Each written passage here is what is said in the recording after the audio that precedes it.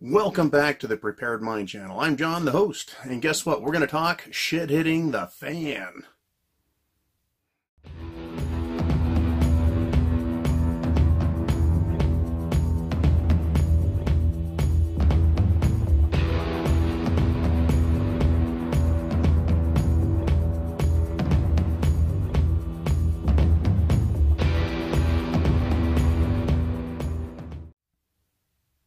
Well, it's hitting the fan right now. For real. That's right. Shit has hit the fan. And we can learn from it before it happens to us. In Venezuela, they've had their power knocked out. Now, was it a terror attack? Maybe. Was it a cyber attack? That's kind of what they're reporting. Who's responsible? Well, gee whiz, it's a number of a couple of players. So let's talk about Venezuela, then talk about how that same problem there can come here, may come here, is likely to come here. So in Venezuela, they've had a currency collapse. That's right, a currency collapse. They've gone into printing mode, which has created hyperinflation. Millions of % increase. And that's caused nothing but havoc, starvation, death, pain, and misery in that country. Right now, we're starting to look like our banking system wants to do the same thing. But Venezuela, to my surprise, has held up very well. The people there have behaved very well, all things considered. They've been in kind of what I think of as a slow motion, shit hitting the fan. Right? The rest of the world is still up. The rest of the world is still running. Venezuela is one of those countries that's having trouble, big trouble. Now, if the United States slips into an SHTF mode, or Europe, I would expect a lot more problems a lot faster, just because, right? But let's look at Venezuela. Right now, their power has been taken out. Their country has had difficulties, tremendous difficulties with their monetary issues, their economic issues, their infrastructure, supply, food distribution, and now power distribution. So they were getting everything back up and running under the Maduro socialist regime. And all of a sudden, they lost all of their shit again. They claimed that they were cyber attacked, right, and that there were people inside their plants. That sounds like terror attack to me. Now, who else is down there besides the Venezuelan government and the Venezuelans? We have Russia and China and the United States. The United States, through the CIA and its, shall we say, special agents and agencies that are responsible for overthrowing regimes, which they've done all the way back to World War II, right? The United States, its interest is to get Maduro out and get someone favorable to the United States in there.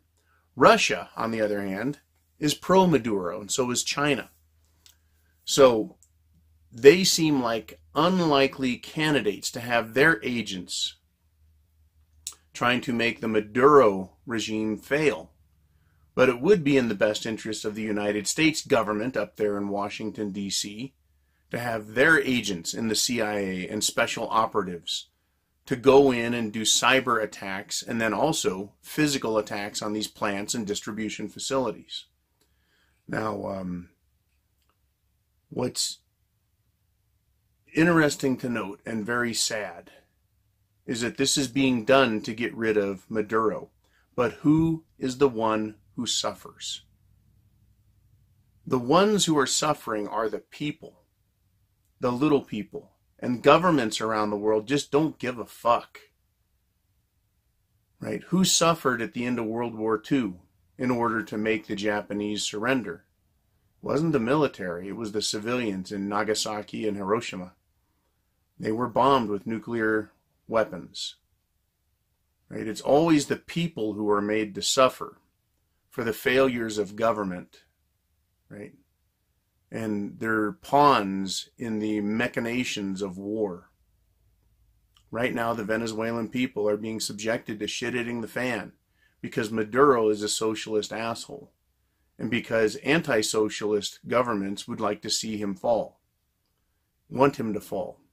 Now, Venezuela has a very large source of oil. Even though it's deep, it's hard to get out of the ground, and it's crap, meaning it takes a lot of money to process it. They still have a lot of it. They also have some other natural resources like gold, right? And everybody right now, everybody is pushing to get gold into their banks because they want monetary stability. And Maduro is trying to sell their nation's gold, trying to get it back from London, but trying to save, right, his country by mining gold and selling it. And it's just a big, giant, shit-hitting-the-fan fiasco down there. That's what's happening in Venezuela. Now, let's look at what could happen up here in the United States. We have, and one last thing about Venezuela, why their power plants are hooked into the internet and being run that way is beyond me. I would think that they would have things running independent of the internet so that they cannot be hacked and destroyed, so that they cannot be sabotaged, right?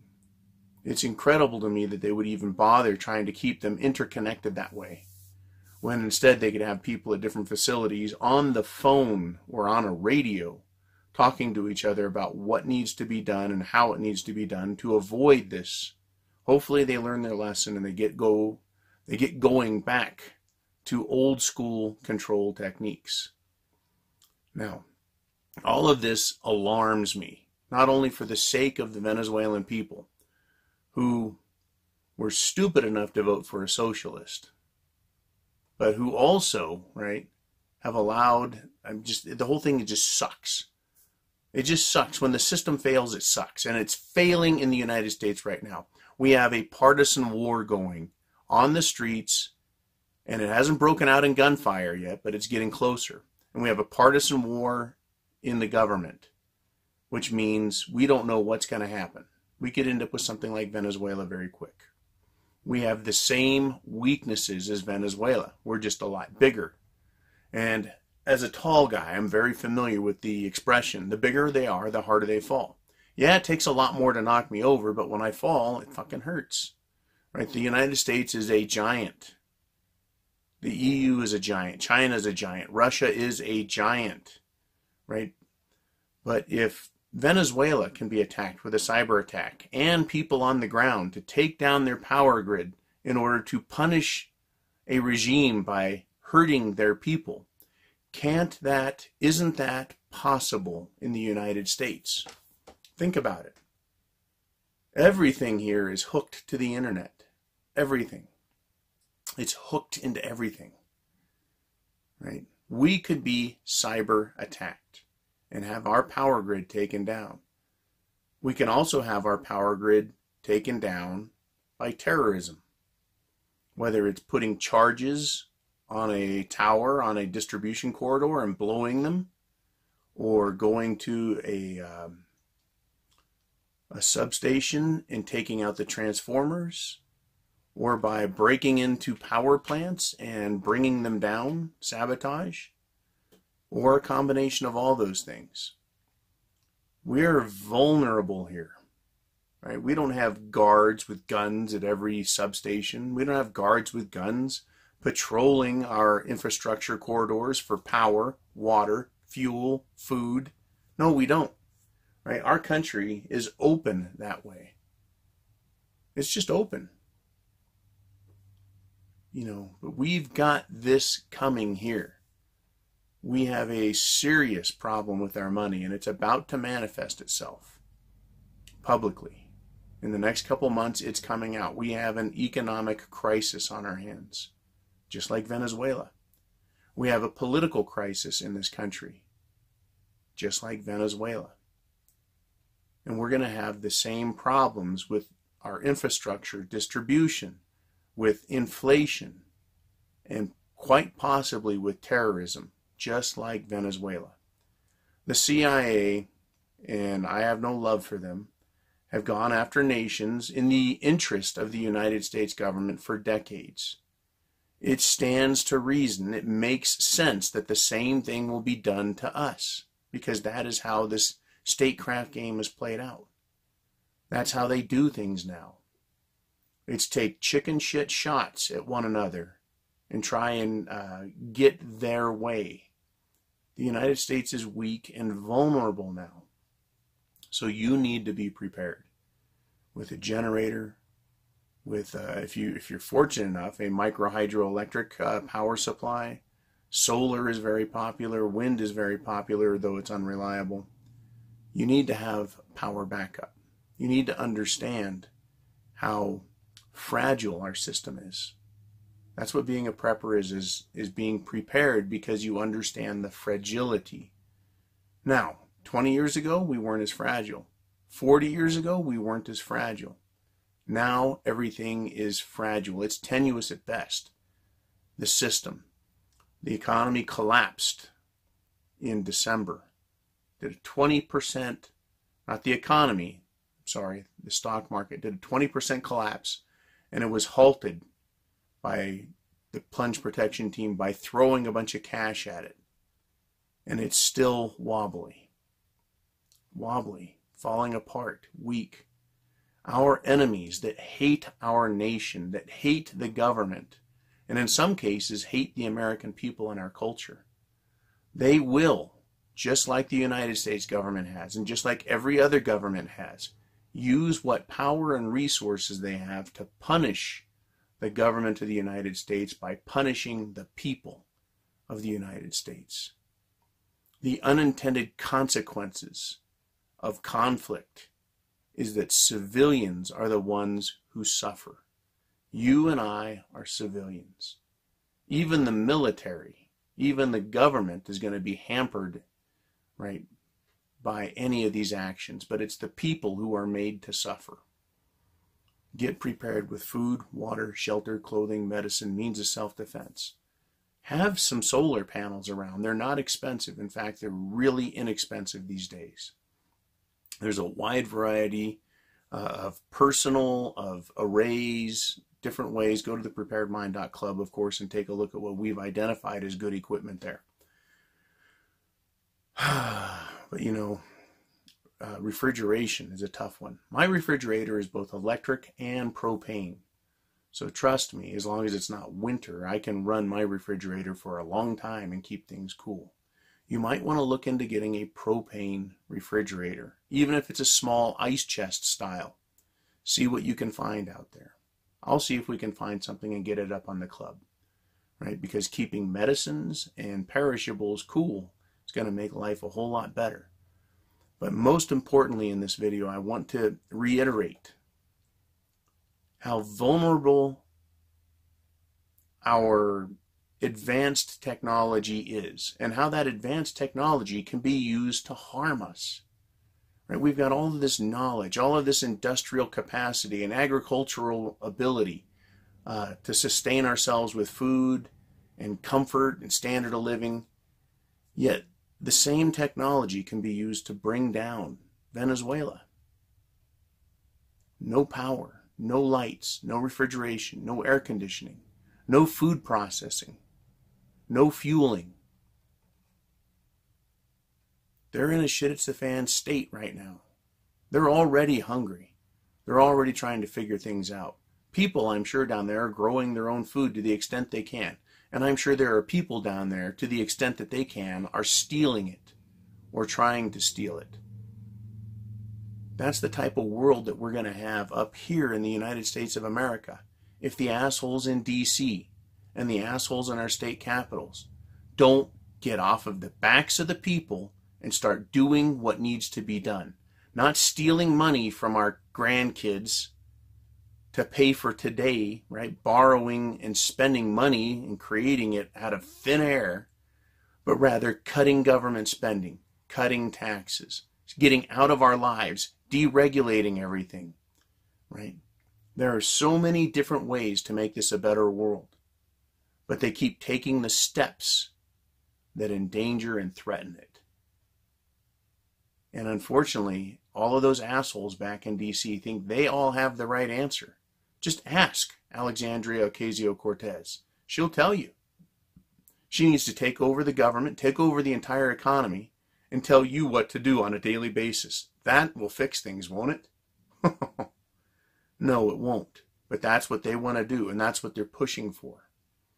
Right? That's going to cause civil unrest. That's going to cause civil conflict, partisan wars. And it could lead to a civil war.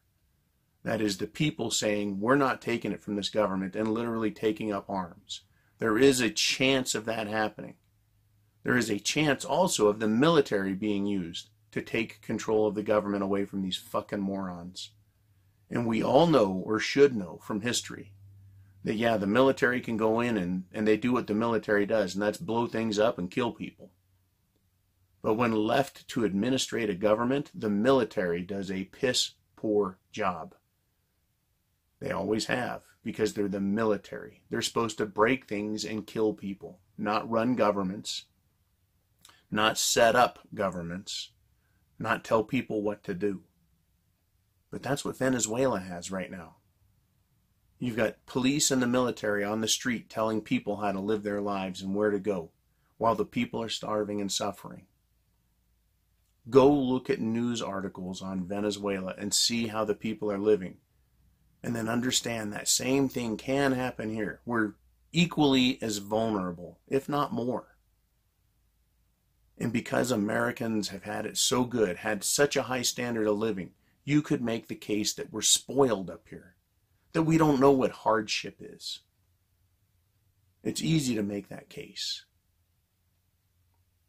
So it is my recommendation. Look at Venezuela. Look at your preps, how you're thinking about it, and understand what threats we face. Right? That 10 miles square around us, that's the world. That is your world when shit hits the fan. Who is in it? And what do they think? What do they believe? And what are they going to do? And what can you do about it? All right, everybody. I want to thank you. I hope you have a great week. I'm going to keep my eye out. We've got a lot of crazy shit brewing this spring. Looking kind of nuts. A lot of secret stuff going on in the background. And it's going to come to the foreground. And Venezuela is just a symptom of it. It's an expression of the troubles the world is facing right now. So get yourself prepared. Because the more you do now to get prepared ahead of time, the better off you're going to be when the troubles start here. Chance favors the prepared mind is yours. You guys be cool, and I'll talk to you again. Oh, and Semper Fi. Godspeed.